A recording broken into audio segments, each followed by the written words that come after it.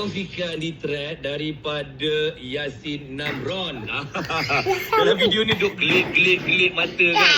Rupanya caption dekat video tu dia tulis, "Depa kata anak-anak akan besar dengan sekelip mata." Tiga viral di tiga. Dikongsikan di thread daripada Yasin Namron. Dapat 3.7 ribu like, 300 komen. Dan caption dia buat ramai macam tergelak-gelak tu. Rasa 13 kali dah sekelip mata. Sebab dalam video ni Yasin bersama dengan anak-anak dia, lebih kurang 4 orang ni duk main dekat sofa, lompat sana lompat sini. Yasin dah kelip lebih daripada 13 kali dah. Sebab orang kata, depa kata anak-anak akan besar dengan sekelip mata.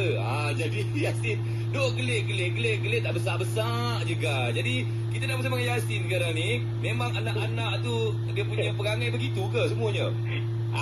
Depa macam mana katakan ikut semua, tapi mostly macam tu lah. Jadi anak-anak ada 3 lelaki, seorang perempuan? Ya, 3 lelaki, seorang perempuan, seorang lah puteri dia. Jadi bila ada 4 orang anak ni kira agak ramai juga untuk zaman sekarang ni. Macam mana nak handle tu? Sebab sekarang ni saya pun dah jaga depa ni lebih 120 jam. Wife pergi Jepun. Terpaksa lah handle. Bila wife pergi Jepun, so terpaksa lah handle depa ni. So untuk saya handle ni macam mana cakap? Jaga makan, jaga tidur, okey kot. Selebih tu biarlah depa main. Jadi bila hari pertama masa awak punya wife pergi Jepun, apa yang terjadi? Dia orang dah buat perjanjian lah. Dia cakap, boleh tak daddy? Sehari kita makan rumah, sehari kita makan kat luar. Tu macam-macam lah perjanjian kena buat lah. Boleh, so, dia kena ada berjanji lah dengan depa ni. Dia maksudnya dia orang berjanji, lepas tu dia orang janji juga akan behave lah lepas tu. Ya, betul.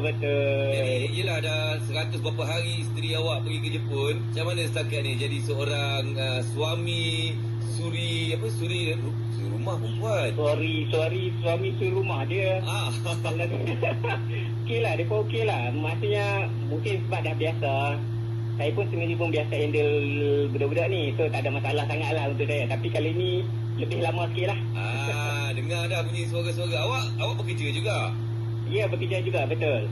Saya kerja designer, so tak ada masalah sangat lah. Benda boleh buat, waktu free boleh buat. And then datang office pun boleh lah, sebab hantar pagi, hantar Dika, kan baru kan cuti sekolah. So cuti 2 hari tu okey lah. Handle 2 orang tu masih okey lagi lah. Wife akan balik berapa hari bulan? Hari Sabtu ni balik, Sabtu petang. Okey, jadi ada tak apa-apa ucapan untuk wife awak ataupun isteri awak ni? Okey, kepada isteri saya, Mas Kita, Mak Yusof, balik on time lah, jangan drag lagi ya. Hot Vibe Club. Nak jadi balik on time. Aduh.